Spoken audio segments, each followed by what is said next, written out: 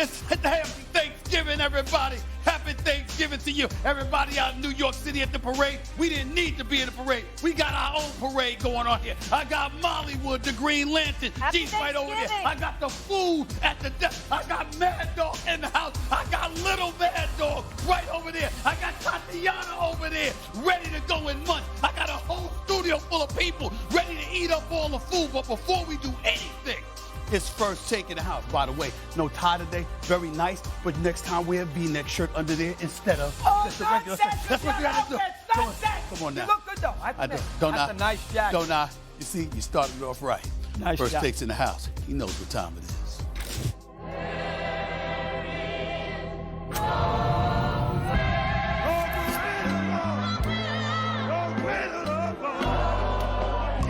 So happy Thanksgiving, everybody, as we get ready to rock.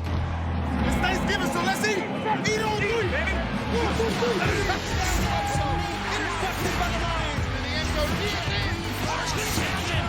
unbelievable. They caught it. Game day on Thanksgiving, baby. We're going to go get this one.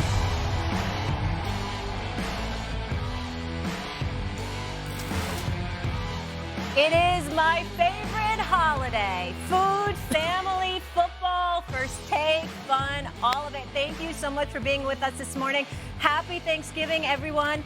Mad Dog, happy On a Turkey Thursday, Day. love to be here. He looks sharp as a tack. This is a Thanksgiving feel for me. It is. I had to give you the Thanksgiving feel. I had to pull this out. Happy Thanksgiving. You too. Happy to have you. Happy Thanksgiving. Always thankful for you. You know that. Yes. And the rest of the crew here. Happy Thanksgiving to everybody. I just have one condition today. One condition only. Nobody touches the wings. They belong to me. Other than that, we good. Okay. We good. We're fair. The wings are mine. Good deal. And I just want to say quickly on this Thanksgiving, thank you to everyone at home who watches us, who supports us. We so appreciate you. And to the entire First Take crew that makes this show possible, we are extremely grateful every day that we get to do this. So thank you, thank you, thank you. No problem. The Giants. Tough game. My Giants. Tough I'm nervous. game. Should we get into it? Let's do it.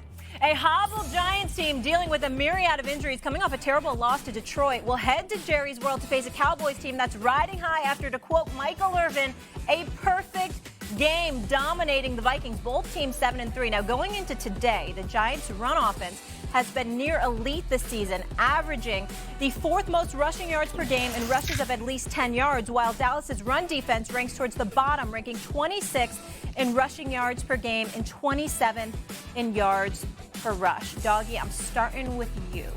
Who needs this one more? I think the Giants do, only because based on the schedule. Okay. Dallas loses this game. Their next two games at home, Houston and the Colts. So you figure they can win both those. That gives them 9 wins. The Giants' schedule is a lot trickier. Remember, they have not played the Eagles yet, and they have 2 with Washington. They also have to play at Minnesota. So the Giants need every possible win they can get, because to get to 10 minimum, that's a hard schedule for them. They're all banged up. Their offensive line is sick. You know, they have no receivers. Dallas has lost 3 Thanksgiving Day games in a row. You know, they lost last year to the Raiders, 38 million watched. Yes. Raiders beat them in overtime. So I think it's, a very hard game for the Giants. And here go the other way maybe. But I think the Giants, from a standpoint of getting to 10, making a postseason, have to have the game. Well, you're wrong, but what else is new? Happy Thanksgiving. By the way, I can't have a good morning. You're wrong, but what else is new? I mean, here's the deal. We have to put things in its proper perspective now that we've reached the second half of this NFL season. No one expects anything from your New York Giants.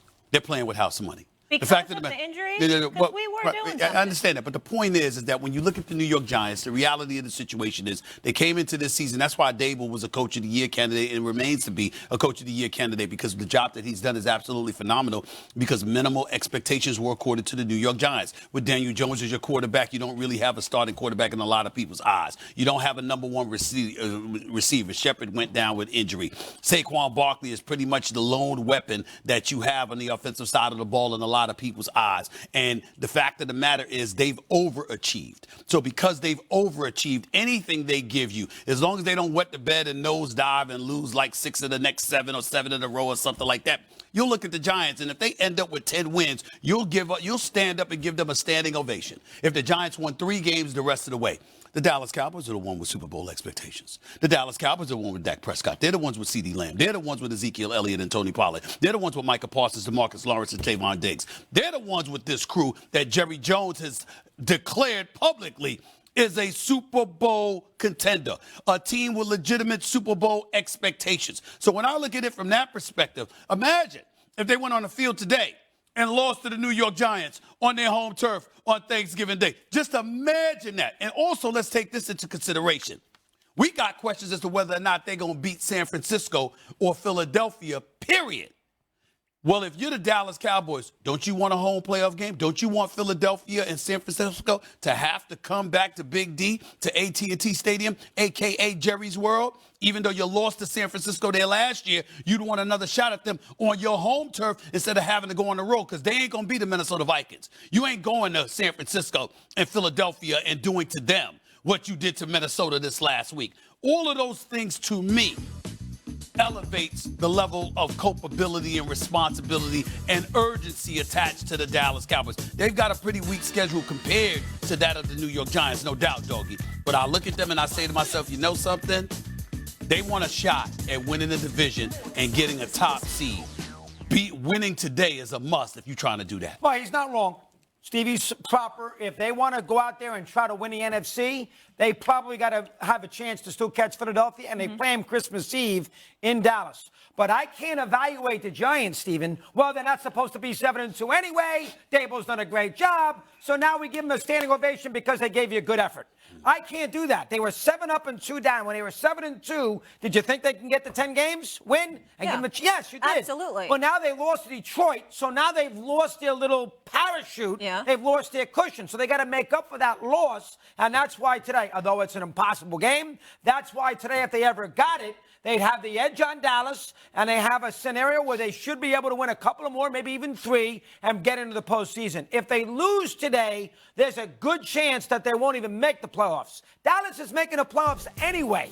So if Dallas is making the playoffs, regardless of a winner or loss today, and the Giants may not, how in the world could it be a bigger game for the Cowboys? Well, see, again, because to me, you're not expecting much for the New York Giants. Listen, we're looking at Darius Slayton, right?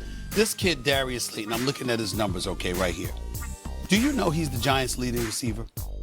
The leading receiver on the New York Giants, 10 games into the season, has 413 yards. Yeah, that's terrible. On 24 catches. 24. Come on, y'all. Come on, y'all. The fact of the matter is you look at the New York Giants and you simply don't expect much. That's all I'm saying by that. You don't expect much. Anything they give you, you'll take and you'll be happy with it if it ends up being a W. If the New York Giants ended up going 3-4 over their last 7 games, you're going to look at them and say, wow, what a season. They ended up 10-7. Wow. That's what you're going to do. That's unacceptable for the Dallas Cowboys. It's unacceptable for them. That's the angle that I'm taking. And by the way, that's not a bad angle. I understand. I love how you love looking at Molly when you talk. Well, I it's not going to help you. It's not going to help you. You're wrong. Doggy. What are these teams? What are these players supposed to do? You know what? Well, we're not supposed to be 7-2, so let's not win. No. I'm just saying that everybody. He has no faith any longer after that Detroit loss. After all the injuries. He got spanked by Detroit, by the way. It was a bad game. But do you have any hope? Wait, do you have any hope that Saquon could go off? No, only hope. You know why I don't? The only hope.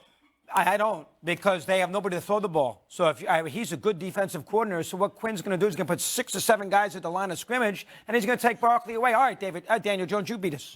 I'm not letting Barkley do it. That's what the Lions did. He only had 22 yards rushing against the Lions. So if you didn't do anything against the Lions, isn't Dallas going to take the same page out of that? I totally agree. Which, again, adds more pressure. Because imagine if Saquon Barkley still managed when you know they ain't got much of a passing attack. When you know the plan should be, go ahead, Daniel Jones, go ahead and beat us. And you still let Saquon Barkley go off. You let that happen. I mean, that is an indictment against that run defense that has already been indictable on numerous occasions this season.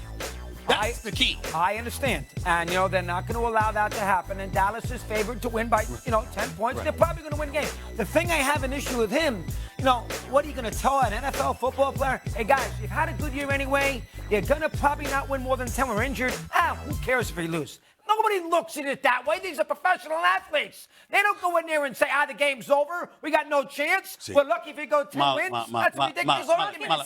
Molly. See, here's where Doggy loses. I happen to be a fan of Mad Dog Radio.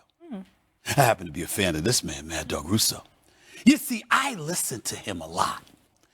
I can't count the amount of times over the years I've heard this man say, "Oh, cares? I mean, nobody expected anything from them anyway. I mean, nobody expected them to lose. I mean, what do you want me to say? I mean, I got 3 hours, so I guess I have an obligation to talk about this team. But the bottom line is, nobody expected them to win anyway. Everybody knows the Giants aren't going anywhere. Forget about them. It's about the Cowboys." That's exactly what this man would say. He's done it on numerous occasions with numerous teams over the years. He didn't lament a loss from teams who were expected to lose. He didn't lament a loss from a team who were expected to be ineffective and inferior to another team. What he focuses on are the level of expectations that come associated with a championship caliber squad. The Dallas Cowboys are the story today. I expect them to win. So do you. The big story will be if they lose. If they win, we're going to say, well, they were supposed to. You know what he's doing, don't you? He wants to pick on me with the little Mad Dog Radio nonsense. You know what he's doing? It's not nonsense. He wants to sit there